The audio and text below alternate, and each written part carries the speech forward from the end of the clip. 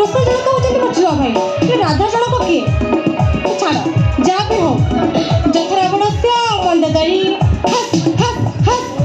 जथनलस्य दमयंती हस ओ madam hello sir statue हो गला कि जथा संजयस संजयस संजयस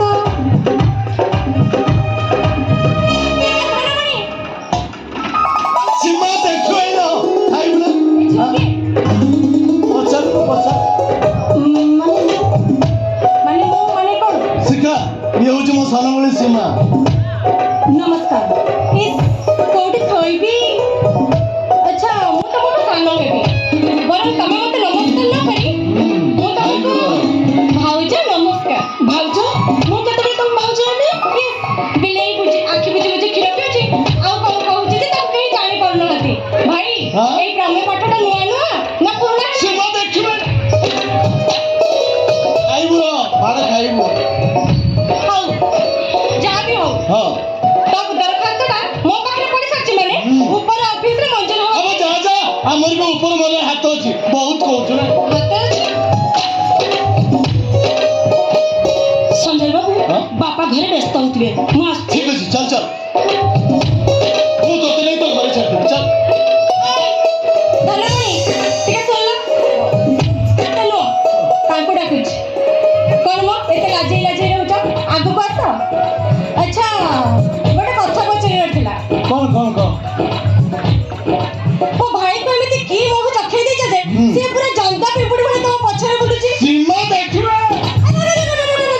फाजला भी बढ़ी गला खाई बोला बहुत कहू ना हो जा जाऊ जा तो पाखरे मोर किछ काम तू काहे की गपुछ जाउनु हां किंतु सुनी जा कौन जीवा बेले रास्ता रे स्टैच्यू हे छडा हे जबनी सीमा देखिबो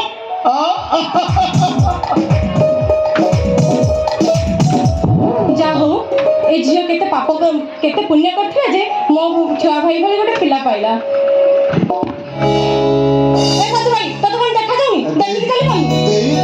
कोन देई तोर मंदिर रे पूजा काम सरला ना बाकी अछि ए देई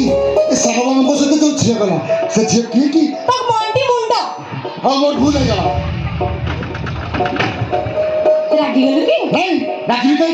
तुम तो सब बेले सेमिति मन भल थिले कथा हबो हसिबो ता मन भली की भली डाकिबो हो बाबा सॉरी कोन पचासले पचास ए देई सानबाबू को सते तो छिया गला से की से होची मो भाई रो क्लासमेट हां सांग होई पाठ पढुछन हां सांग होई पाठ पढुछन पाठ पढुछथि ए देई सानबाबू के पर पाठ पढा सरी गलानी पुणी की पाठ पढुछथि की प्रेम पाठ ओ बापा मा कोन आकाशରୁ ତଳେ ଖସି ପଡିଲ କି ନାଇଁ ଦେଇ ସେ ପ୍ରେମ ପାଠ ଭାରି ଅଡୁଆ ତୋ ପାଇଁ ସିନା ଅଡୁଆ ହେଲେ ସେମାନଙ୍କ ପାଇଁ ଭାରି ବଢିଆ ହଁ ଠିକ ଅଛି ଦେଇ ମାଙ୍କ ଭୋକ ମିଳିଲା ଆ କର ହଉ ଦେ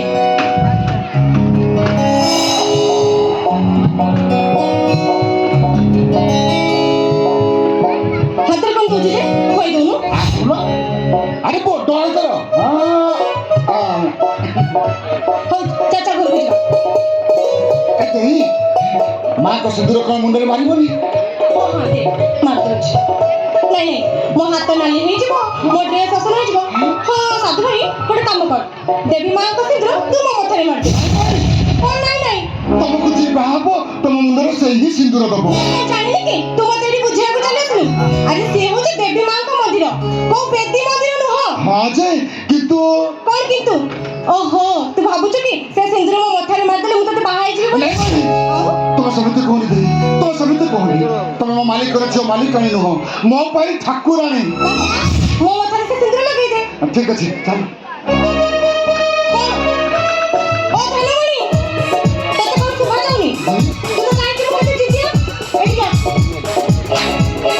ଏଇ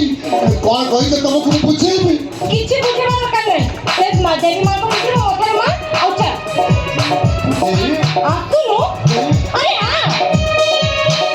ଆସୁନୁ ଲଗା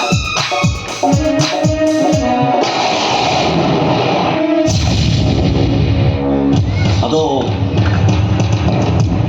ବଡ଼ ବାବୁ ଏତେ ଡେରିରେ ଆସିଲେ ଯେ ମାଙ୍କ ଆରତି ସରିଗଲାଣି ଠିକ ଅଛି ଏଇ ମାଙ୍କ ଭୋଗ ଦିଅନ୍ତୁ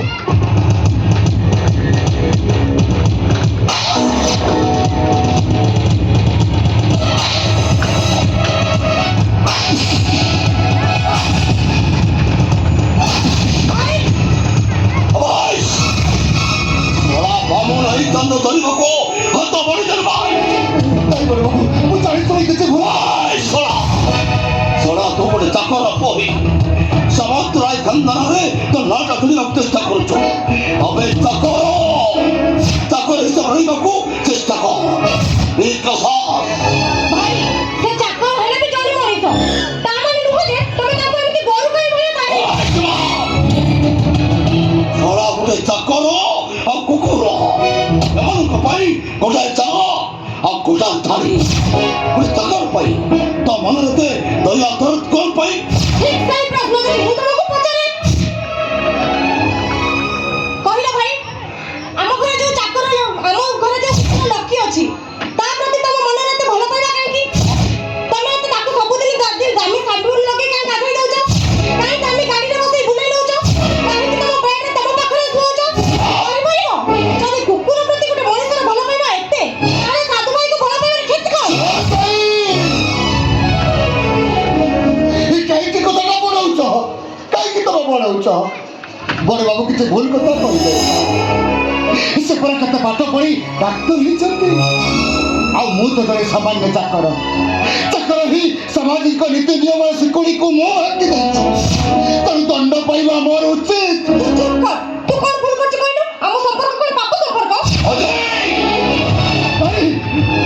ଦୁଇଜଣଙ୍କର ପାପ ସମ୍ପର୍କ ଅଛି କୋଉଥିପାଇଁ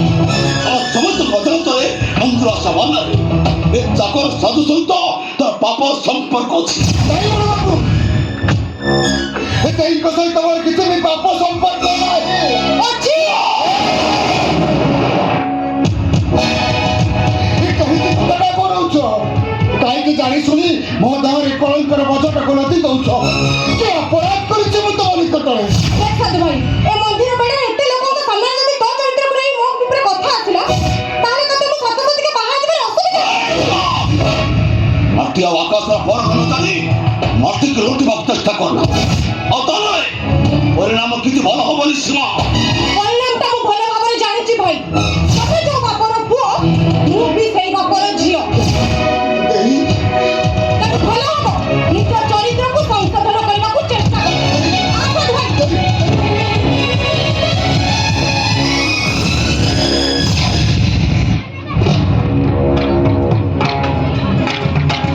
ଓ ସୂର୍ଯ୍ୟ ବଡେ ବଡ ଆକାଶରେ ଏଡ଼ିକେଟିଏ ଯଦି ତଳେ ଏଠି